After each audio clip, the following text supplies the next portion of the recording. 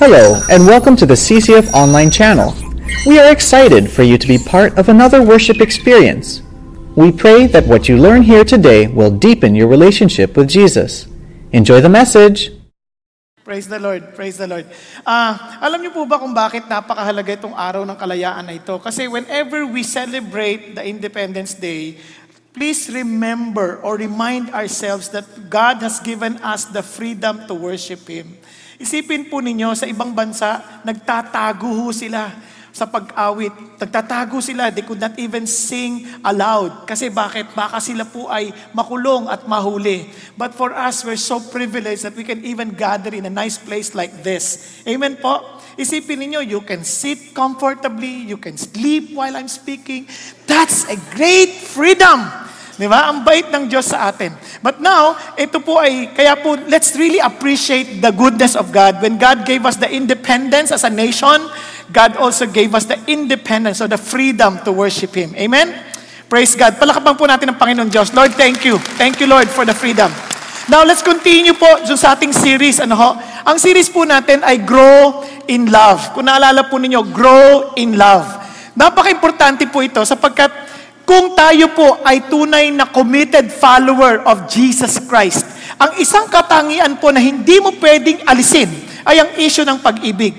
When you say that you are a follower of Jesus, you belong to the family of God, and yet you do not love, you are a liar, sabi po ng Diyos. Kasi God is love.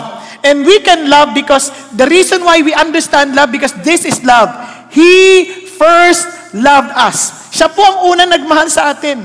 Kasi tayo po yung makasarili. Lagi po iniisip natin sarili natin. Whenever we do something, we're always thinking of what we can get in return. Hindi ganun ang pananaw ng pag-ibig. Ang pag-ibig, tulad ng awitin natin sa lupang hinirang, ang mamatay ng dahil sa'yo. Yun ay walang paghahanap ng kapalit. Kaya tingnan mo yung katabi mo. Handa ka bang mamatay para dyan? Pinagtawanan mo eh. Paano ka mandang mamatay? Pinagtawanan, hindi. Sa totoo lang, sabi mo, ay talaga naman. Parang, opo, handa po ako mamatay dito. Pero pagtingin ng iba, mukhang patay na po eh. Tulog lang yan. Anyway, balik na tayo. Now, if we truly love, this is something that we need to understand. Our relationship with God is a continuous growth, a continuous, growing learnings and process. Bakit? We keep on growing in loving God. And obviously, if we love God, we will love others. Kasi sabi ng Bible, how can you say you love me and yet you hate your brothers whom you do see? Because God, whom you don't see, parang madaling sabi, I love you, pero paano? Kung hindi mo nga mahal yung nakikita mo Ako pa? Parang ganun sinasabi ng Diyos. Kasi sabi ng Panginoon Diyos, if you love Him, you love others. And hindi lang yan. Yung love is not a matter of sentimentalism or like showing feelings. Hindi yung ganun ang pag-ibig. Di ba, you often hear this, love is spelled as T-I-M-E. Totoo naman po yun Kung talagang mahal mo, may panahon ka. But let me tell you this, in God's definition of love, it is spelled as O-B-E-Y. Obey. If you love God, you obey His words. Kaya isang katangian ng isang Christian na totoong sumusunod sa Diyos, they love God's word because they want to obey Him. Kaya ang taong nagsasabing he loves God or Christian siya, pero walang pagmamahal sa salita ng Diyos, hindi yan makatotohanan. Kasi ang totoong nagmamahal, gustong sundin ng Diyos. Kung gusto niyang sundin ng Diyos, gusto niyang maintindihan ano gusto ng Diyos. Nagkakaintindihan po tayo? Now, ang isang challenge po when we obey God's word is to obey the appointed leaders God has given us. Kasi sabi ng Diyos, rebellion is witchcraft. So, not submitting to the appointed authorities that God has given us, yun ay tanda ng influence ng spirito ng kadiliman. Bakit ko nasabi?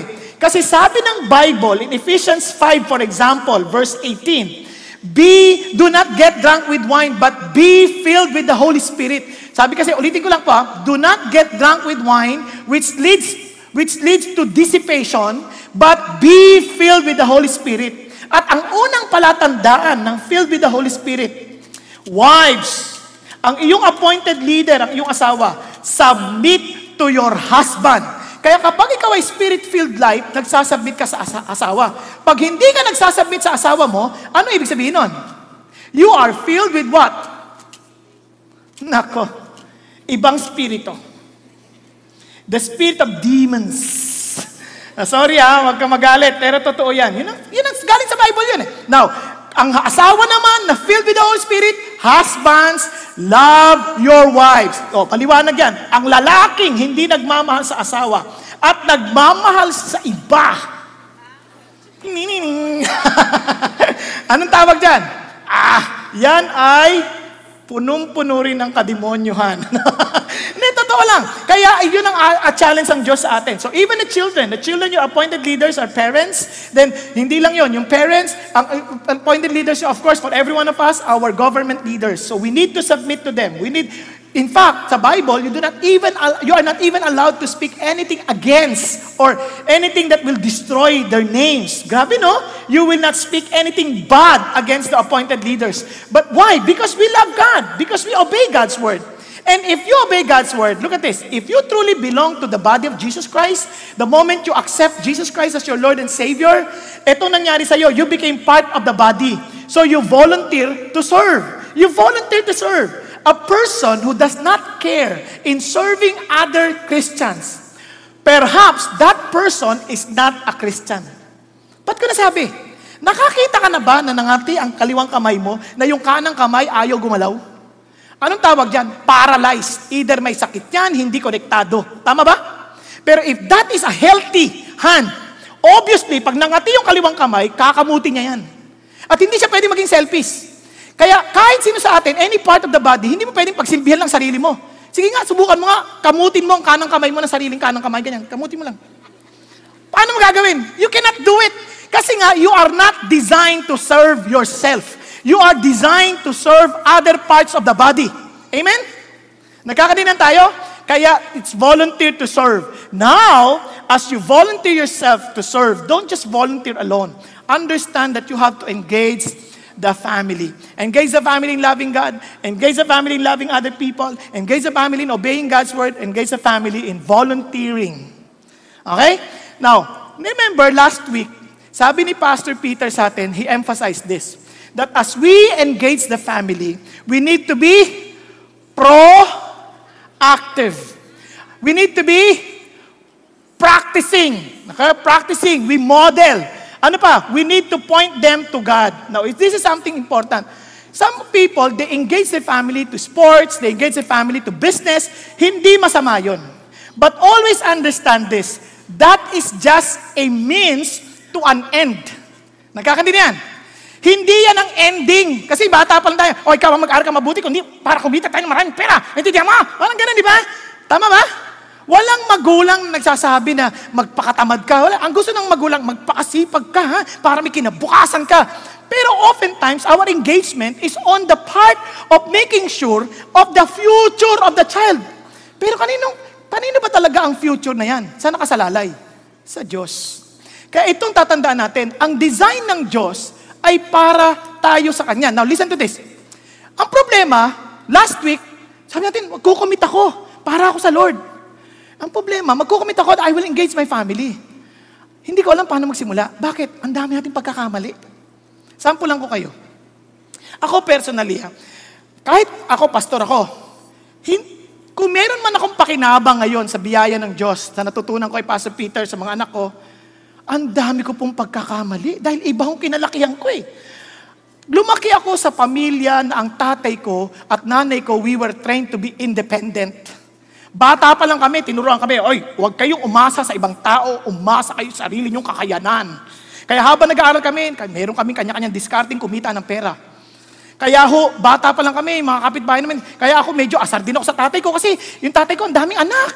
Biro mo siyam kami na magkakapatid. Isipin niyo siyam. Tapos, minsan nga, hindi na kami nag-uusap-usap na siyam eh. Ngayon, ito pang problema. Yung mga kapitbahay namin, meron silang mga laruan. Matchbox. Ako ang laruan ko, box match. Baligtad! Hindi yung walang gulong sa akin, yung inihipan. Para lumipad yung kahon, tapos nilalagyan ng gagamba, kung ano-ano. Pati gagamba, sa akin gagambang bahay lang. Sa kanilang gaganda ng gagamba lang, may pula, may malalaki ang galamay. Yung gagamba ko lumulundag. Hindi nananalo.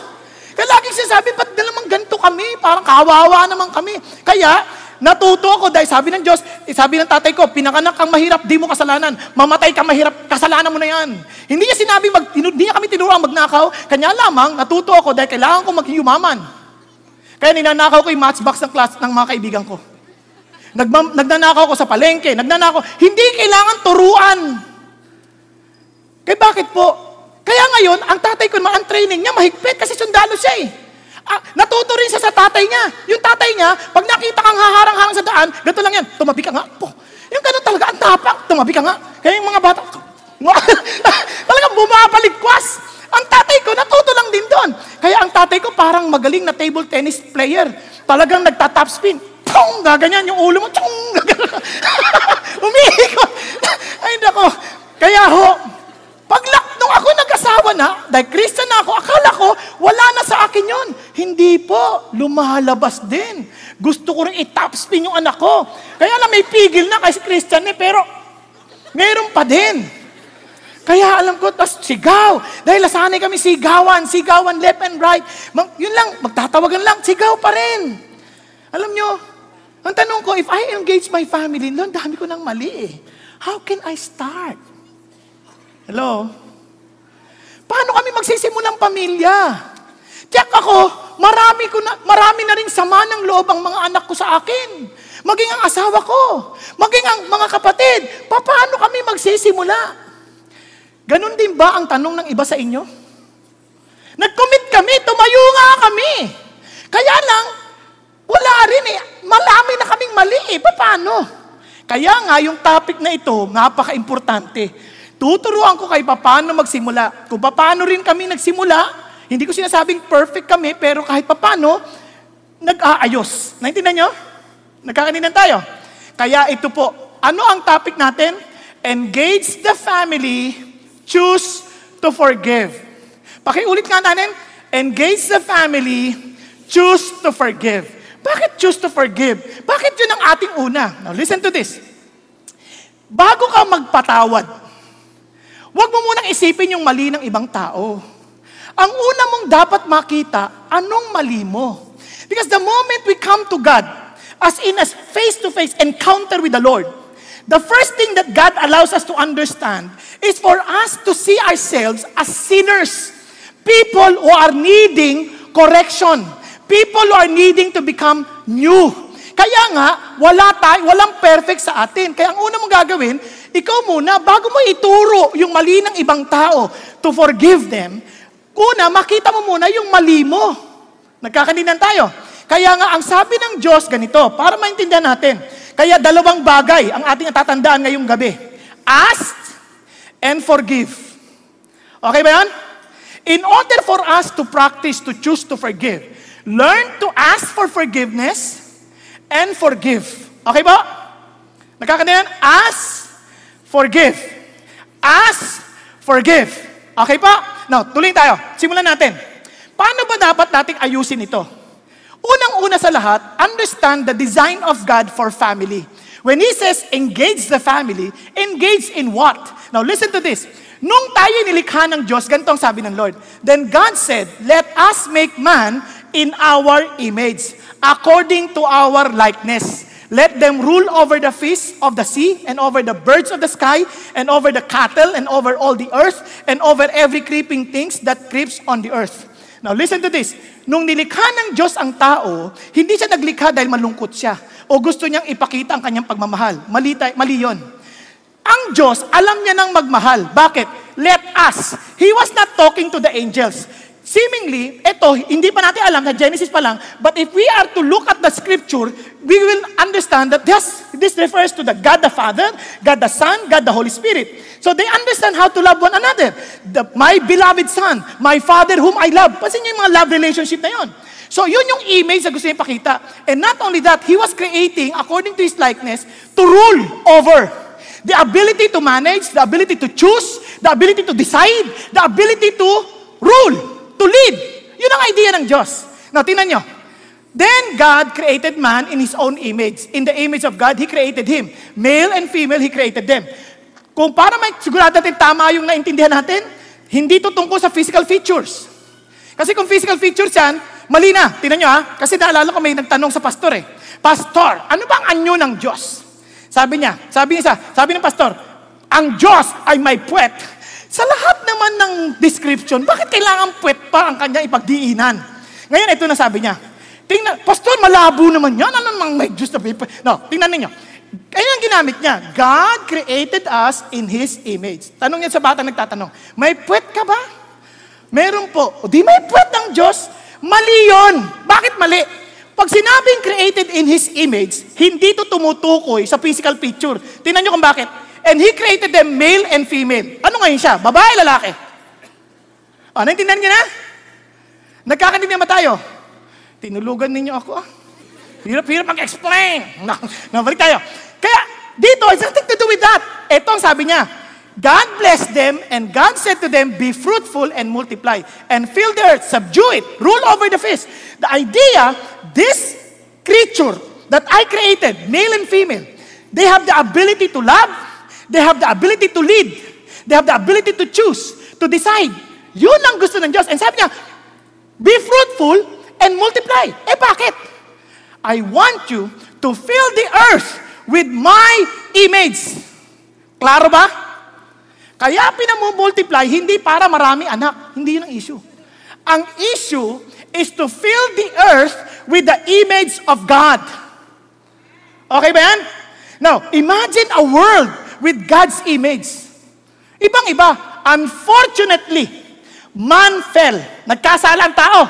Nung nagkasala ang tao, ibang image ang binakita natin. Sa Genesis 5, sabi ni when Adam had lived 130 years, he became the father of a son in his own likeness. Kaninong likeness? Likeness of the man. A son in his own likeness, according to his image, and named him Seth. Sabi ng Diyos, eto problema. Yung image na pinarami ng tao, hindi na yung image ng Diyos. It is the sinful image of a man. Kaya sabi sa Romans, therefore, just as through one man, sin entered into the world, and death through sin. So death spread to all men because all sinned. You see? Anong klaseng image? Makasalanang image. Kaya hindi mo kailangan turuan ng batang magkasala. Gagawin nila yun. Nakakita na kayong sanggol? Ang bait-bait, ang cute ka, bigyan mo ng isa pang sanggol yan. Bigyan mo ng laruan yan. Mami ka naglalaro yan. Naghahanag-hiyat na yan. Mami ka, apak! Bigyan mo iyak ka! Ba't umiyak yan? Nag-aagawan sila sa laruan, nakakagatin nila parehas. Tama, mali? Hello? Tinuruan niyo ba yung anak niyo magsinungaling? Hindi. Pero ang galing magsinungaling. Kaya ang mga tatay, hindi rin maintindihan paano ito. Magsabi ka ng totoo, di tatamaan ka sa akin. Di ba? Eh, nagsabi ng totoo, tinamaan pa rin. Nakakatuwa ang tao. Kasi sinful image yan eh. It is the image of pride. It is the image of selfishness. It is the image of greed. Kaya lahat ng sabihin ng tao, pag sinasabi sa anak niya, ikaw magpakaayos ka para kinabukasan natin yan. Hindi, pa nagtrabaho, mag-aral ka na mabuti, anak, para minimpak lang na salapi. Hindi naman siya sabihin yan eh. Anak, magpunta ka abroad. Ha? Pumunta ka na abroad, ha? Para maraming dolyar. Hindi mo naman kailangan laging ganun ang direksyon ng tao. Hindi naman yung anak, pumunta ka sa abroad para maikalat natin ang image ng Diyos. Hindi na. Kasi sinful image na eh. Kaya nung naging Christian ka, you were delivered from that sinful image. Look at what God said. Go therefore and make disciples of all the nations. Look at the words. Baptizing them in the name of the Father, the Son, and the Holy Spirit. Now, look at the words. Yung baptizing, minsan naisip natin yung binabautisman. Physical, external yun. Para bautismohan ka, it must first happen into your life. Yung totoong pangyayari, yung baptizing na nangyari sa iyo, ito nangyari, yung word ng baptizo, ini-immerse ka. Ganong salitang ginagamit para mag-dye ng damit. Alam niyo yung dye? Di ba? Kunyari, yung damit, puti, kukulayan mo ng asul, i-immerse mo yan, ibabaptize mo yan sa asul, kaya paglabas yan, asul na.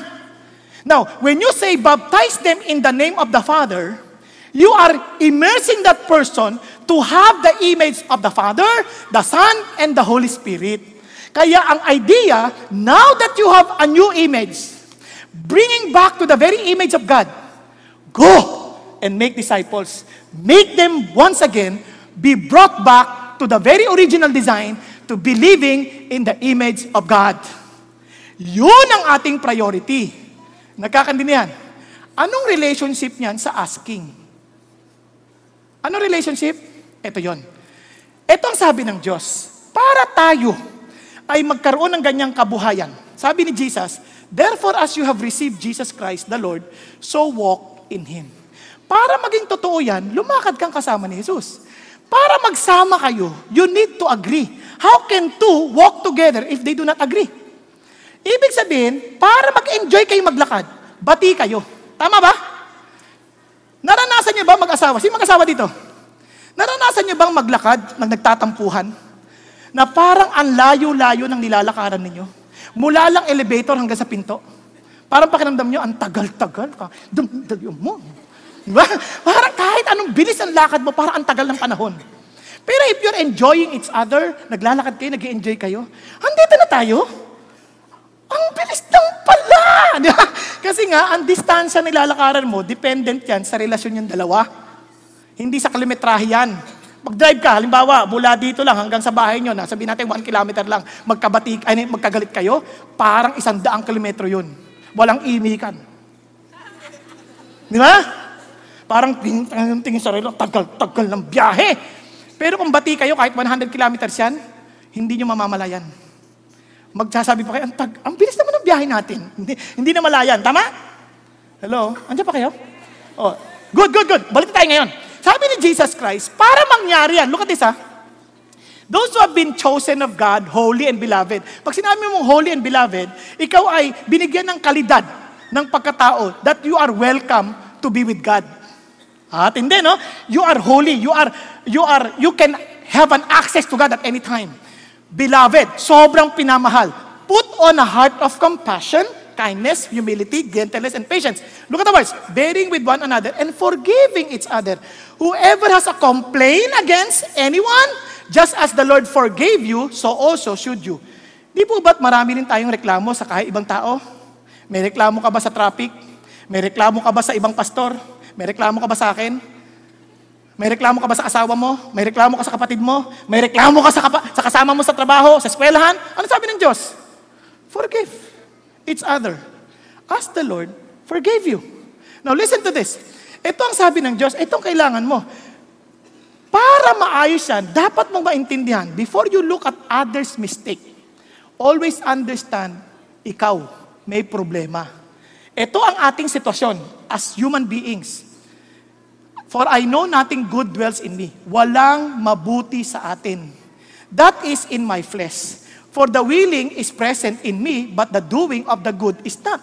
Tingnan nyo For the good that I want, I do not do. But I practice the very evil that I do not want. Totoo ba to? Hindi. Yung alam mong masama, ayaw mo, nagagawa mo. Pero yung gusto mo na mabuti, yun ang di mo magawa. Nakita ko na yan sa simpleng issue ng pagkain. Gusto mo na magpigil dahil mataba ka na. Pero kain ka pa rin ng kain. Last na to, last na to, last na to. Puro last na hanggang naubos na lahat. Pagkain pa lang yan, wala pa yung ibang mga kasalanan.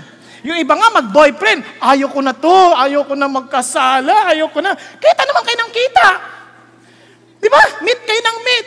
Tapos, punta kayo ng punta sa lugar na hindi dapat. Punta kayo, tago kayo ng tago sa kotse.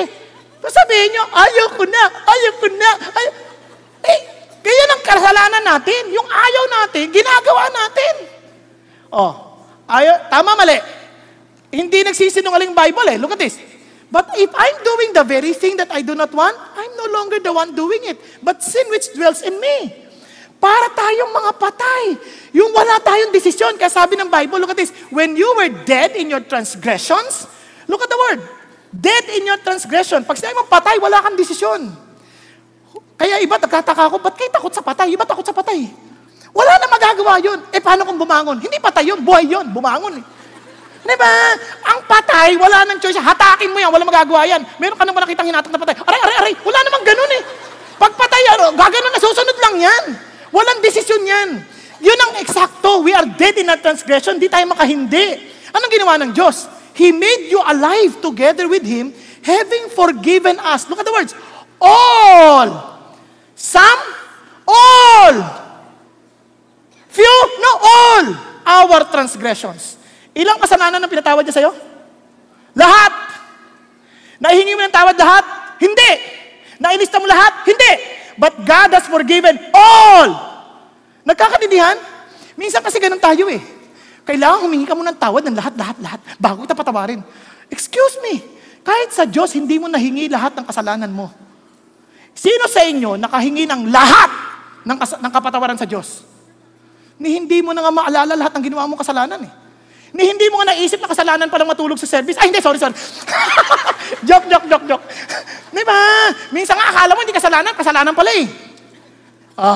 Ni hindi mo nga nahingi ng tawad lahat eh. But Jesus Christ forgave us all. Now listen to this. Having canceled out the certificate of debt consisting of decrees against us. Balikan natin. Bakit tayo patay? Now listen to this. Halimbawa lang, hanap tayo ng magandang example dito. Saan ba mga lalaki magkatabi? Ito. Ano pangalan mo, iho? Ikaw kung magsalamin. Ang pangalan mo? Ha? Dice? Tais? Tinali? Tais. Basta Tais. Tabla. Halimbawa si Tais. Ano pangalan mo, iho? Cliff. Magkapatid kayo, no? Okay. Sabihin natin si Tais at si Cliff. Ito si Tais nakatulog. Bumagsak ang ulo kay Cliff. Pagbagsak na gano'n, nagalit si Cliff, Chiliko. Ano ka ba? Di ba? Ngayon, nakita. Alam mo, Cliff, yung ginawa mo, wala nang kapatawaran yan eh. Sabihin na natin, yung ginawa niya, death sentence sa Pilipinas. Wala ka ng kapatawaran. Yan ay death sentence. Kung ikaw si Cliff, anong gagawin mo? Total, wala ka ng pag-asa. Anong gagawin mo? Papatayin ko na to. At idadamay ko na lahat ng katabi. Tama ba? Yun ay exactly ng buhay ng mga tao. Kaya patuloy sa nagkakasala, wala naman akong simula eh. Hindi na ako makakapagbago. Wala na akong simula. I cannot be forgiven. I cannot start all over again. Sabi ni Jesus, no. Ganito ang ginawa ko, Cliff. Sabi niya, I canceled out the certificate of debt. Tinanggal ko yung utang mo, consisting of degrees against us, which was hostile to us. And He has taken it out of the way, having nailed it to the cross. Isipin mo, lahat ng ebidensya ng iyong pagkakamali, tinanggal na ng Diyos. Kapag sinabi ng Diablo sa'yo, makasalanan ka, tinanggal na lahat ng ebidensya. Ano paano niya ginawa? Kinuha niya yung ebidensya, pinako niya sa cross, sabi niya, bang! Kaya sabi ng Lord, all. Inalis niya lahat ng alaala ng iyong pagkakasala. Can you imagine? That's how God forgives. Kaya in order for us to forgive, ito muna, maging totoo sa'yo. Nagkakaintindihan? Kasi pag totoo to sa'yo, you will be humble enough to admit na nagkamali ka. Kasi tinan ninyo, ang problema ng tao, pag hindi niya inaming makasalanan siya. Tinan niyo, if we say that we have no sin, we are deceiving ourselves and the truth is not in us. A person who is not asking for forgiveness from other people, ang sinasabi niya, hindi siya nagkakasala. Hello? Nagkakaintindihan? Alam niyo bang maraming tao hindi marunong mag-sorry? Feeling nila, sila'y laging tama. Tatandaan niyo isang bagay. When you ask for forgiveness, you're not asking for forgiveness for the wrong that you did. Oftentimes, you're asking for forgiveness for the pain that you caused to another person. Sasampulan ko kayo. Halimbawa lang, asawa ko. May nagawa akong di maganda, halimbawa. Kahit na hindi ako sang-ayon na mali yun, pag sinabi niyang mali yun, nasaktan siya, hihingi ako ng patawad dahil nasaktan ko siya. Hindi dahil mali yung nagawa ko, kundi nasaktan. Yun yung realidad niya. Etong si A at si B, may kanya-kanyang realidad. Yung realidad ni A, hindi mo ipipilit sa realidad ni B. Humingi ka ng tawad dahil nasaktan si B sa kanyang realidad. Tama ba? Kaya marami sa atin, ang hilig nating mag-explain na hindi, ang totoo niya. Kaya ang bingi tayo tawad, uy, patawarin mo ako. Anong ginagawa natin? Ano sasabihin natin? Alam mo, totoo niya, kaya ako naman nagawa yun, kasalanan mo naman talaga yun eh. Hindi kami ng tawad. Siya ang inaano mo. Kaya minsan pag sinasabihan tayo, di ba? Ikaw rin naman ganyan ka eh. Walang ganunan. If we truly acknowledge that we are sinners, We ask and just agree and say, confess your sin. Same thing with God. He is faithful and righteous to forgive us our sins, to cleanse us from all our righteousness. Huwag ka nang mag-excuse. Naalala ko, may nag-aaway po, basta sa Israel, nag-aaway. Narinig ko, nag-aaway sila. Pastor, tulungan mo naman kami kasi nag-aaway kami. Ang sabi sa kanya, ano man siya? Kasi sinasabi ko na sa kanya, ganito. Pag humingi ka ng tawad, huwag ka nang mag-explain. Humingi ka ng tawad dahil nasaktan mo siya. Opo. Nakita kami. Kamusta na kayo? Bati na kami. You see? Kasi minsan, panay explain mo, ayaw pa rin tanggapin, nagkamali ka eh. Minsan, itong problema ha, tandaan nyo, pag nasaktan isang tao, ang masakit na katotohanan, 95% lang ang tama. Yung 5%, hindi totoo. Balik rin natin. Minsan, sa sinabi niya, mali lahat, 5% lang ang tama. Doon ka nasasaktan dahil hindi totoo yun eh. 5% lang ang totoo eh. So, ang issue, yung kanyang realidad. Doon ka humingi ng tawad. Nagkakandidihan? Hello? Now, in the eyes of God, wala. Lahat ng realidad natin sinful. Now, look at this. Kaya sa Bible, tandaan nyo okay, Christian ka na. Praise God. I worship the Lord. But if you are not asking forgiveness from the people around you, especially in your family, tandaan nyo sa pamilya, dyan tayo lagi magkakasakitan. Because the person closest to you hurts you the most. Tama? Ang mga anak, bahagi nilang mami-misinterpret ang tatay nila, ang nanay nila. Bakit? Ang tatay nila, iniisip nila, pang malasakit sa'yo, isip naman ng anak, parang inaapi mo sila. Tama, mali? Ganon din naman ang mag-asawa. Lagi naiisip ng asawa, ikaw talaga, pagka sa ibang tao, ang bait-bait mo, upo ka na, pag ako, upo ka na. Iba tono. Bakit ganon? Ganon din sa anak. Minsan pag anak ng ibang tao, sige, ginagalaw nila yung bagay ba? Okay lang yan. Sige, galawin mo na. Pag nabasag, okay lang yan. Pag yung anak, ba't mo binasag? Ang kita naman ng mahal-mahal niyan eh. Di ba? Kaya yung anak, ba't ganon si tatay? Pag ibang anak, ang bait-bait. Pag ako na, pak! Alam nyo, kasi, pag anak ng iba, wala naman silang pakialam talaga dun eh, kahit magwala yan. Pero pag anak nila, hindi ako papayag na hindi ka nagbe-behave ng maayos. Nagkakanindihan? Although, minsan, mali naman yung expression. Ganun pa man, balik tayo sa kwento. Eto ngayon, minsan yung kapatid mo, ayos ka sa Diyos. Patawad na ako ng Panginoon. Pero hindi mo sinetel yung problema mo sa kapatid, hindi mo sinetel yung problema mo sa magulang o sa anak. Kaya itong sabi ng Bible. Therefore, if you are presenting your offering at the altar, then remember that your brother has something against you. May naalala ka, magsasamba ka ha? Samba ka. Leave your offering there before the altar and go and first be reconciled to your brother. Then come and present your offering. Maraming tao wala silang pakialam sa ganyan. Sabi niya, pag offer mo, alam mo ba kung gaano kalayo yan? Sa Jerusalem ka pa sumasamba. Kung nakatira ka sa Judean Valley, ang layo nun. It will take you weeks, months to travel. Ngayon nung sumasamba ka na, biglang asamin ka, kasi kapatid ko, naku, hindi sumama. Baka galit. Iiwan mo, pabiyahe ka ng linggo para lang makipag-ayos. Isipin niyo mabuti yun. Kasi sabi ng Diyos, ang idea ganito, kung talagang sa akin ka, ayusin mo yung relasyon mo sa ibang tao. Nagkakanindihan. So ako naging Christian.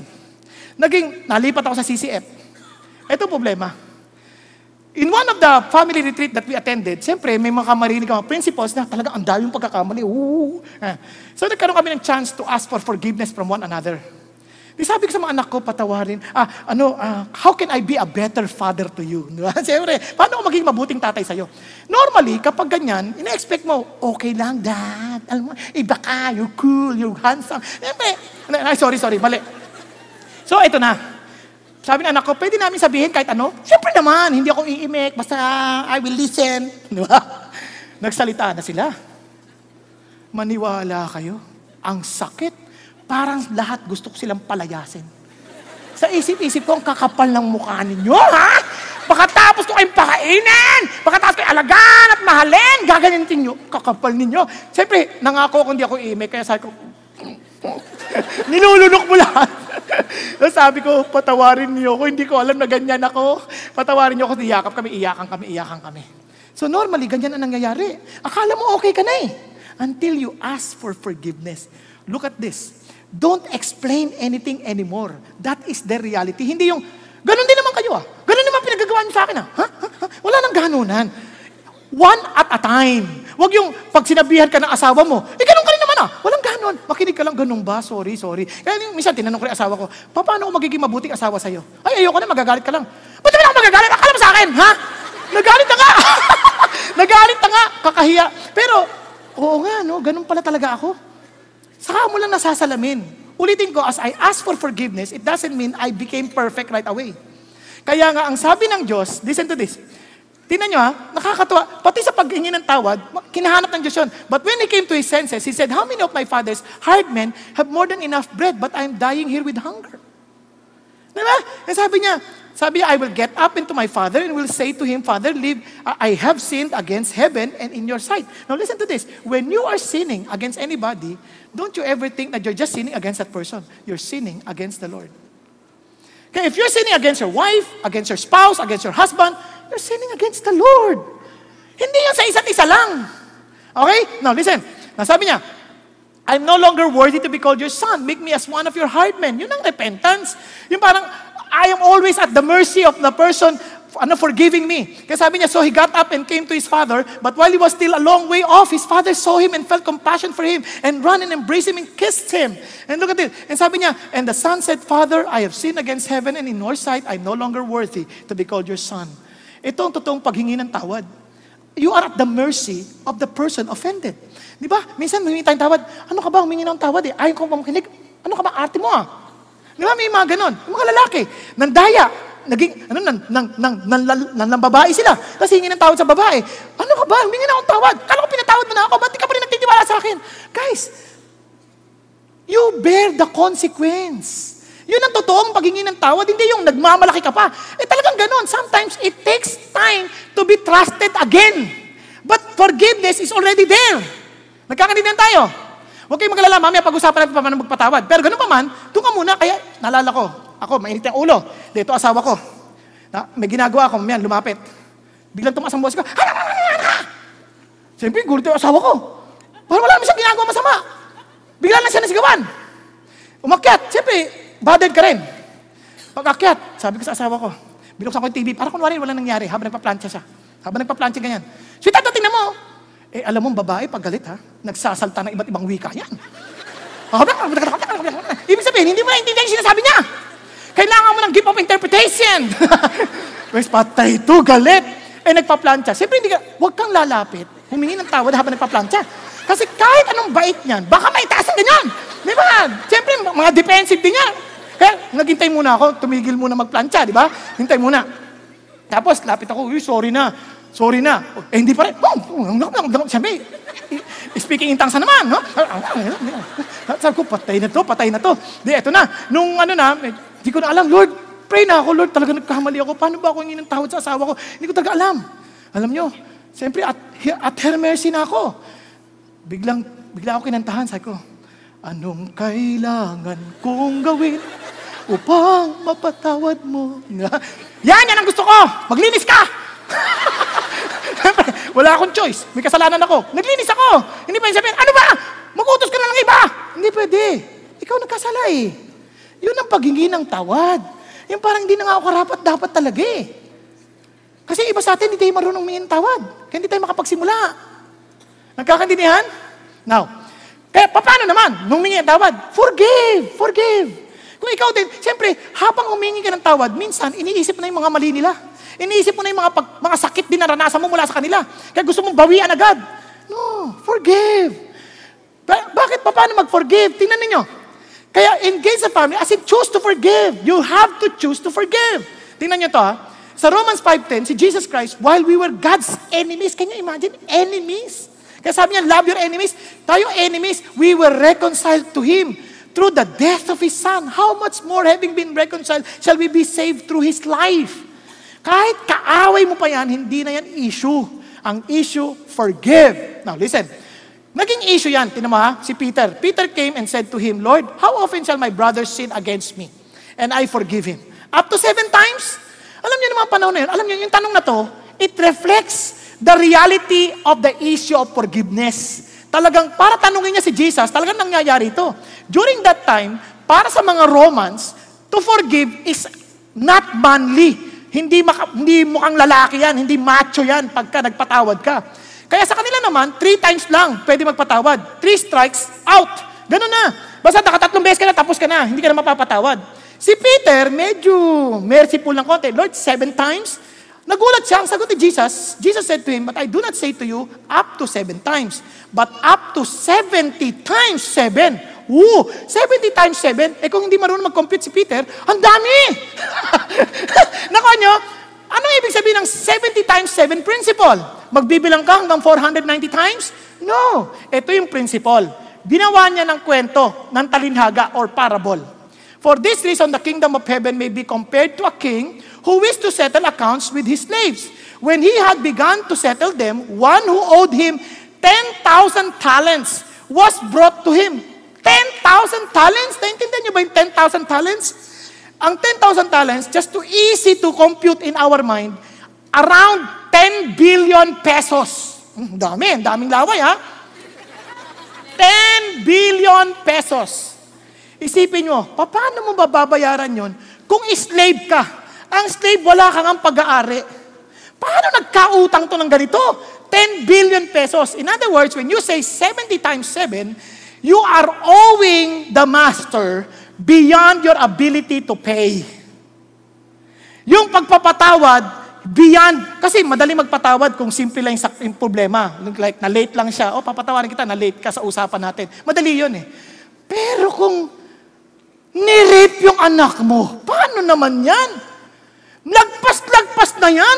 10,000 talents na yan. Nagkakaintindihan? Madali magpatawad kung simple lang eh. Nadaplis ka. Uy, sorry, napakan kita. Okay lang yun. Pero yung pagdaplis, tanggal yung paa mo. Iba na yun. Ibalik mo yung paa ko. Nakuha niyo may ibig sabihin? Yun ang sinasabi ni Jesus dito. Lagpas-lagpas na to sa kakayanan ng tao. Now listen. But since he did not have the means to repay, obviously wala, the Lord commanded him to be sold along with his wife and children and all that he had and repayment to be made. Ibig sabihin, may kaparusahan. Now sabi niya, so the slave fell to the ground and prostrated himself before him and saying, have patience with me and I will repay you everything. He was not asking for forgiveness. He was just asking for an extra time to pay. Tama ba? Ano sabi ng Lord? And the Lord of that slave felt compassion and released him and forgave him the debt. Now, look at the words. When you forgave a person, yung word na forgave, meaning you forgo. Ibig sabihin, you cancel the debt. You cancel even the consequences of his debt. You are sending away, meaning you are forgoing even the right to hear, I'm sorry. Yun ang ibig sabihin ng forgive. Yun ang ginawaan dito. Nagkakaintindihan? Naintindihan niyo po? Ngayon, ito problema. Kaya sabi ng Bible, listen to it, be on your guard. Kasi ito problema. Minsan, may sama tayo ng loob. Galit tayo. We felt offended. Tama ba? Hindi naman alam ng tao. Ikaw lang nakakaalam. Kasi sabi ng Bible, anak, ganito yan, be on your guard. If your brother sins, rebuke him. Di ba? Minsan, kahit sa bahay. Minsan, galit na lang yung asawa mo, hindi nagsasalita. Ba't galit ka ba? Galit ka ba? Hindi nagsasalita, basta nagdadabog na lang. Paano mo maaayos? Tandaan mo, the reason why, first, you're asking for forgiveness because you want back the image of the Lord. Tama ba? Now, dito naman, you have to rebuke in order to forgive so that that person may improve and again live out the very image of God. Yun ang idea. Kaya sabi niya, rebuke him. Sabihin mo. Minsan, hindi, masama yung ginawa niya sa akin, pero pinatatawad ko na siya. Kaya sabihin mo, hindi na. Pinatatawad ko na banda eh. Mali ka. How would he know? How would he change if you will not rebuke the person? Now, if you rebuke, he repents, forgive him. Wow. Paano kung ulitin? If he sins against you 7 times a day, return to you 7 times saying, I repent, forgive him. Ha? Ganun ba yun? Isipin mo, kung 8 oras ka lang nagising, bawat oras, nagkakasala sa sayo. Type mo. Pag una, sige na, pinatatawad na kita. Pero wag mo na ulitin. Opo. Inulit na naman. Humingi na ng tawad. Nakakadalawa ka na. Ulitin, tatlo na. Ito 7. 7 beses. Ang hirap nito, Lord, di ko to kaya. Yes, hindi mo kaya. Only by the strength of Jesus. Nakakaintindihan? Because you are focusing on Jesus, not on yourself. Now, let's continue. Kaya, sabi ng Lord, itong problema ng mama, and the slaves felt compassion and released him. Sabi, but that slave went out and found one of his fellow slaves who owned him 100 denarii. And he seized him and began to choke him, saying, pay back what you owe. Alam niyo ba, nakikita niyo ba yung nangyayari? Nakita niya yung kamanggagawa niya. Hoy, may utang ka sa akin. 10 billion ang utang niya. Tapos ang utang nito, mga 100 pesos lang. Sabihin natin, 1,000. Bayaran mo na ako. Sinakal pa! Nakita niyo ba yun? Began to choke him. Sinakal o kaya ginanong, bayad ka ng utang mo. Kawawa na. Papatay ka pa para sa 1,000. Utang mo, 10 billion. Ano ka ba? Pero tinan nyo. And he sees him, pay back what you owe. And sabi nga, so his fellow slaves fell to the ground and began to plead with him, saying, have patience with me and I will repay you. But he was unwilling and went and threw him in prison until he should pay back what he was owed. Grabe. Kaya a person who claims that he experienced God's forgiveness but don't know how to forgive, hindi mo talaga tinatanggap yung forgiveness ng Diyos. Nakakaintindihan? Ang tao, ulitin ko ang tao na hindi nagpapatawad ng iba, nagpapahiwatig lang na hindi mo tinatanggap yung kapatawaran na binigay sa iyo ng Diyos. Kaya recurring sin yun. Kaya tinan nyo, nagalit ngayon, siyempre, nagsumbong yung mga kapwa manggagawa, they were deeply grieved and came reported to their Lord, all that happened. Then, summoning his Lord said to him, you wicked slave, I forgave you all that debt because you pleaded with me. Should you not also have mercy on your fellow slave in the same way that I had mercy on you? And his Lord, moved with anger, handed him over to the torturers until he should repay all that was owed him. Yan ang sakit ng maraming tao. Minsan, ang sarap tumanggap ng kapatawaran pero hindi tayo willing to forgive others. Hello? Okay pa kayo? So paano po magpatawad? Para hindi natin makalimutan, remember the word forgive. First, forbid meditating the offense. Huwag mo nang isip-isipin pa ulit. Once you forgive, sabi ng Bible, love keeps no record of wrongs. Delete. Walang record of wrong. Pag pinatawad mo na, huwag mo nang balikan. Kasi iba, di ba, ginawa mo na yun ng nakaraan, tandaan mo, nakakadalawa ka na. Wala nang ganon. Pag humingi ng tawad yan, parang first time niya ulit ginawa. Okay ba yan? Nagkakanig yan? Parang di nyo matanggap Ganon ang sinasabi ng Diyos. Now, tingnan nga. Pangalawa, overcome rehearsing the pains. Huwag mo laging nire-review, nire-rehearse sa isip. Alam nyo pa paano mag-rehearse? Kinekwento pa sa iba. Minsan, iba, ngayon nalaman ko, nag-PPM pa, naglalagay sa Facebook. Ito ang ginawa sa akin.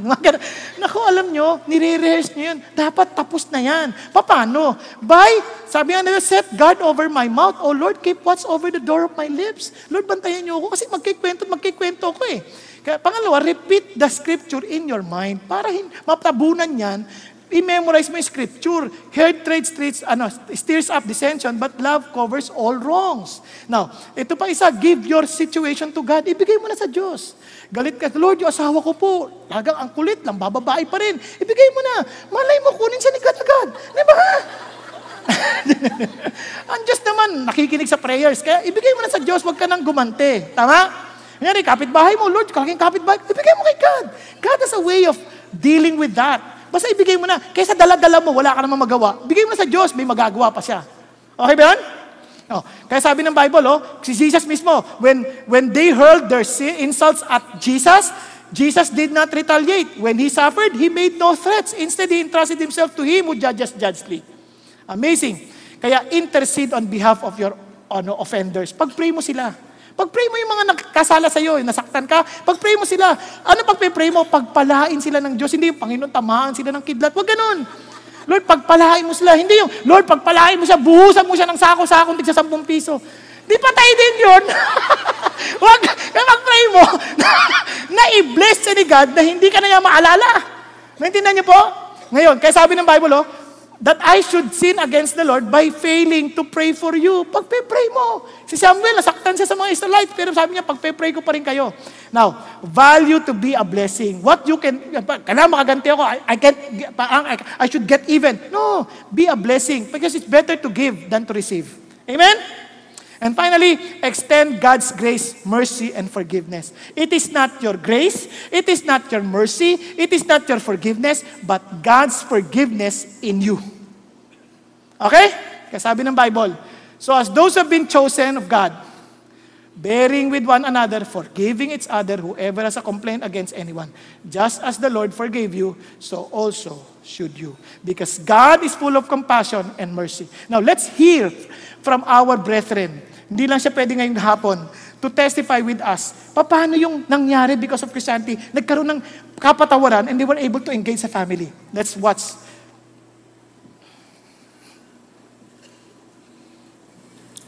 Good afternoon. Yes. I was the fourth son of a family of 5 boys. A number of male cousins lived with us and turned our house into a virtual male dormitory, where arguments were swiftly settled with boxing gloves. I was the youngest and smallest, and I often got bruises and black eyes during those fights. Saying sorry was a sign of weakness.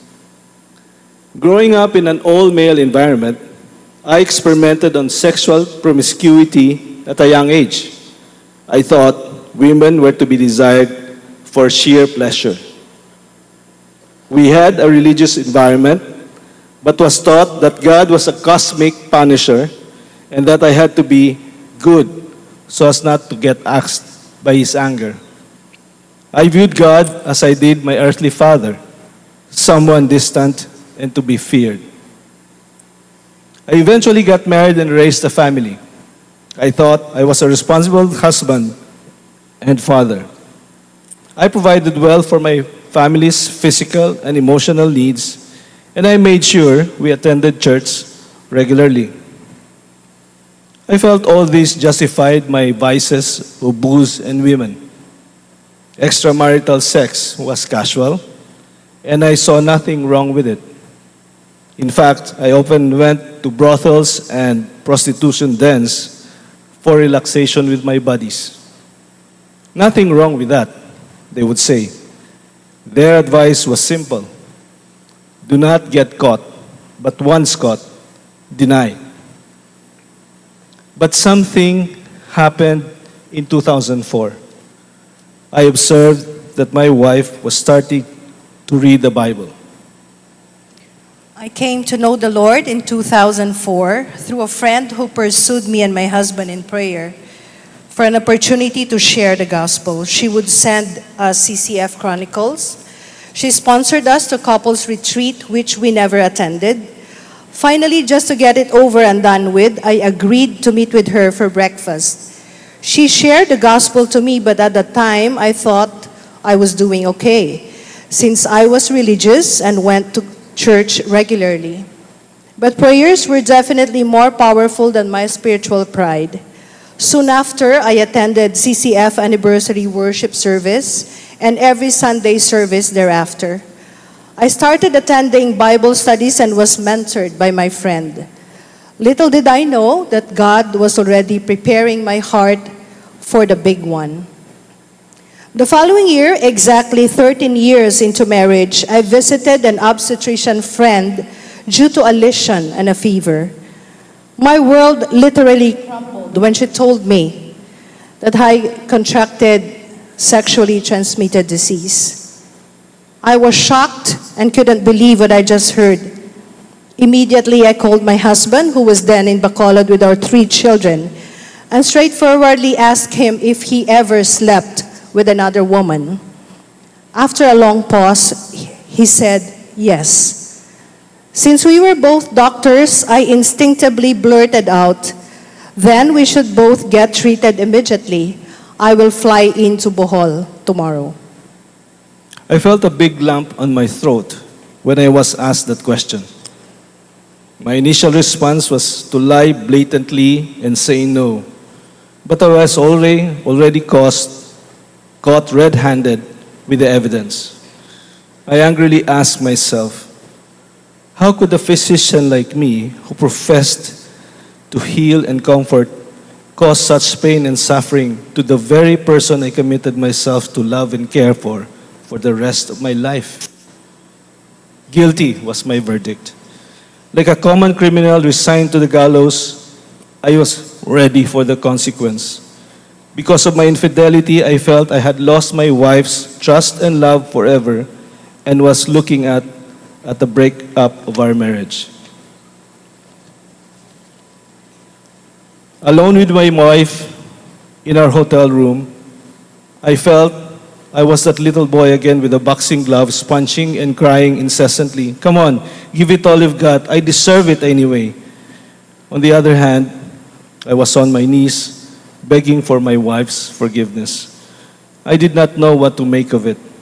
I just desperately wanted her and my family to stay. What my wife said to me next were the sweetest words a man could ever hear. Pops, she said, there's nothing in this world that can take my love away from you. I choose to forgive you, even if I have to suffer this pain and carry this burden. I am willing to do this because I want us to spend eternity in heaven together. We both ended up praying on our knees, asking God for forgiveness, and for once, I felt I was praying to a living God. Back in Manila, my discipler encouraged us to seek marriage counseling. She arranged for us to meet our counselors, and we were pleasantly surprised to meet one of the CCF pastor and his wife. I was quite uneasy at first having to divulge my sinfulness to somebody I just met. But he made me feel comfortable and almost instantly. He wasn't judgmental, and his voice echoed a deep concern. Then we talked about forgiveness and how we all needed it. Then he said, Doc, you have received forgiveness of your transgression from another person like you, your wife. What if I tell you that all your sins have been forgiven by God? He already paid for them by suffering and dying on the cross so you would have eternal life. All that He is asking from you is to accept Him. These words were so real, I just broke down and cried. Now I understood what my wife said about choosing to forgive. My transgression was paid in full by God by a single act of justice and mercy. That day, I received Christ as my Lord and Savior.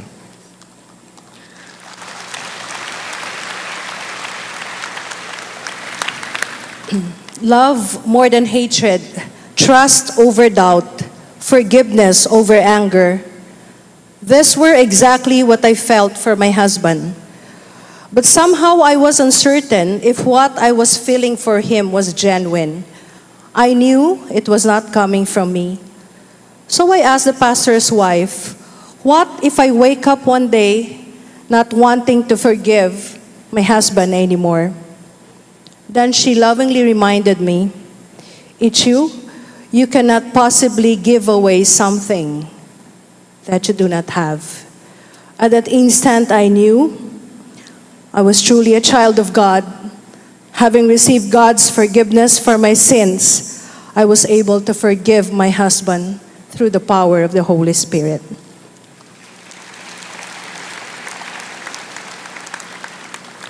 Yesterday, 11 years ago, I accepted Christ as my personal Lord and Savior, and my life's journey has never been the same.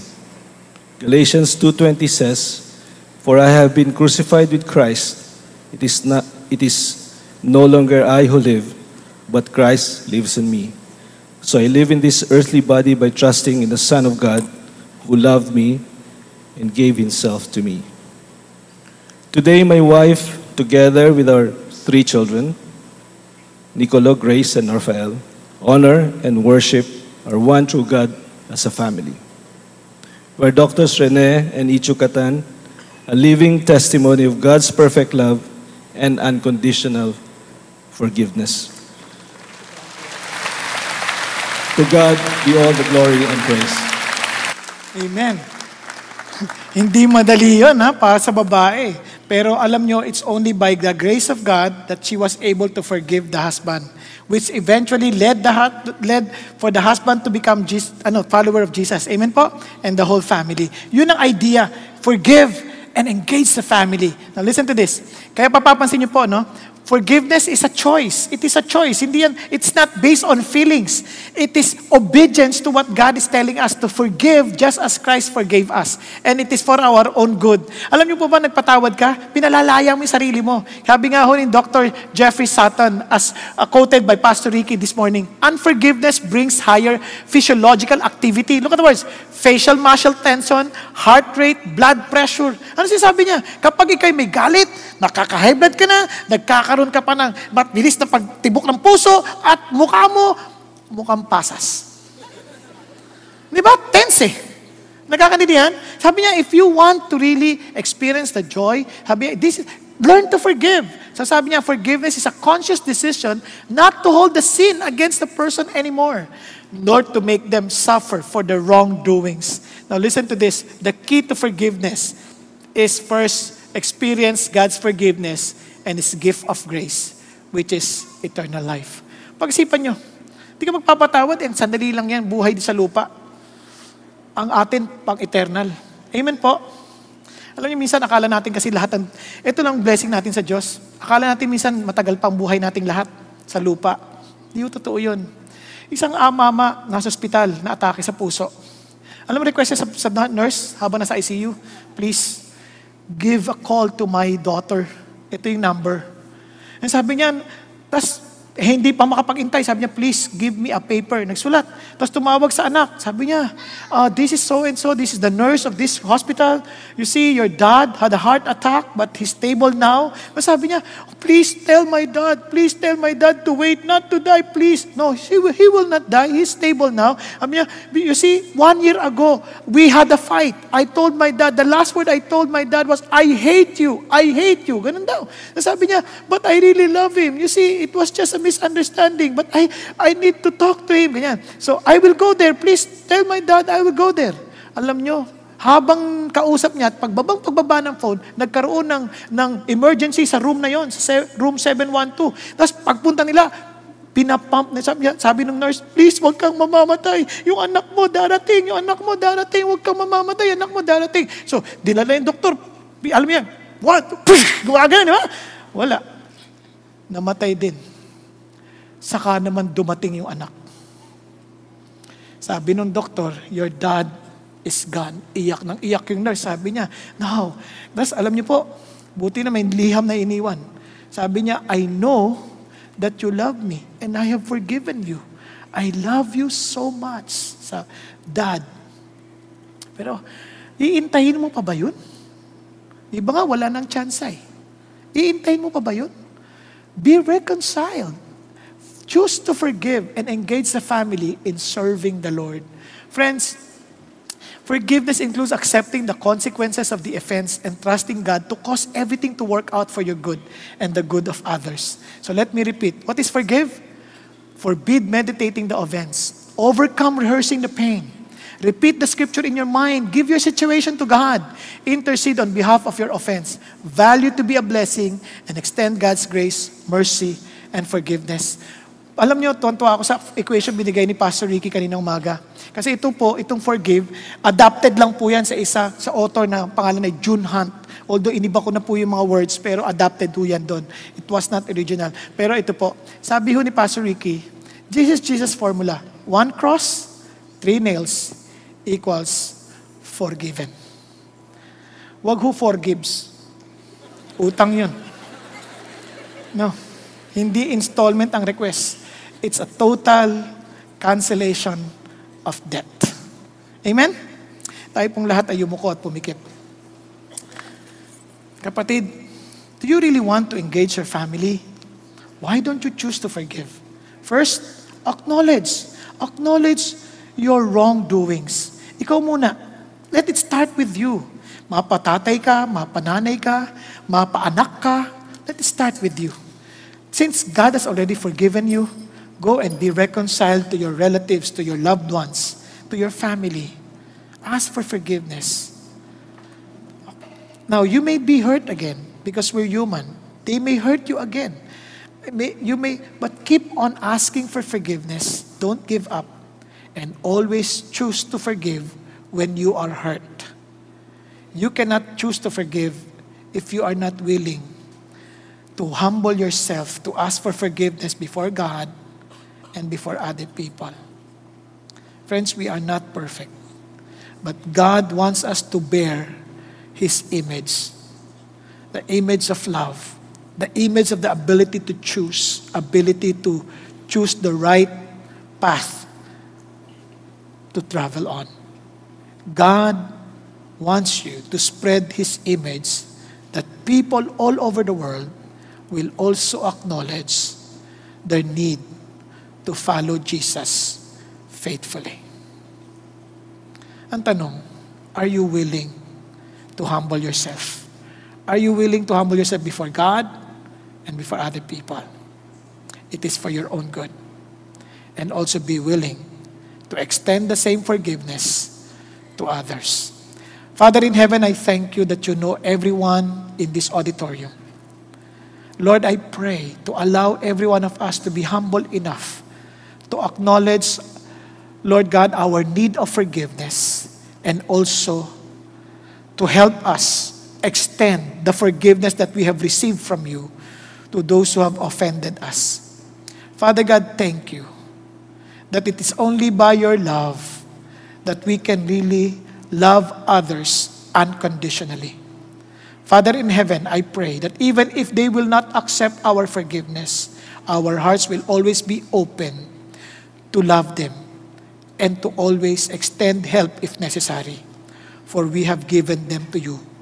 Lord, thank you that you will keep our hearts focused on you and you will keep our hearts to be in love with you and to others as well. Thank you, Lord. We give you all the praise, we give you all the glory, and may your blessing be upon all your people as we live freely from any form of unforgiveness and to live freely from the shackles of sin, because you are our freedom. You are the truth, and and everyone who knows the truth are free indeed, is free indeed. Thank you, Lord. In Jesus' name we pray. Amen. Amen and amen. God bless you and good night. Amen. Praise God for that wonderful message. Let's all stand up and respond to that song. As we learn to forgive, let us continue to seek the one who forgave us all.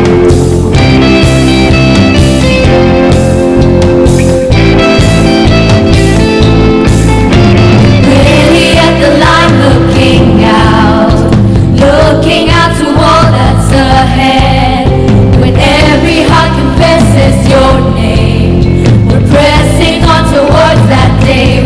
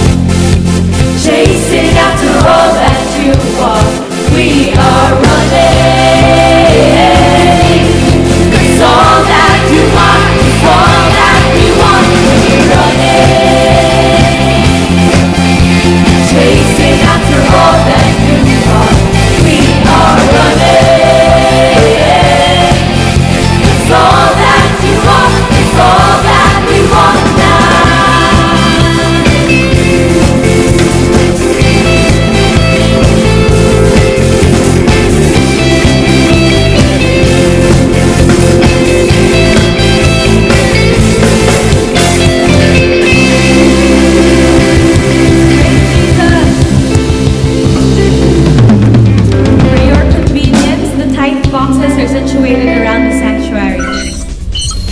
Jumpstart your spiritual journey by joining an online or offline small group.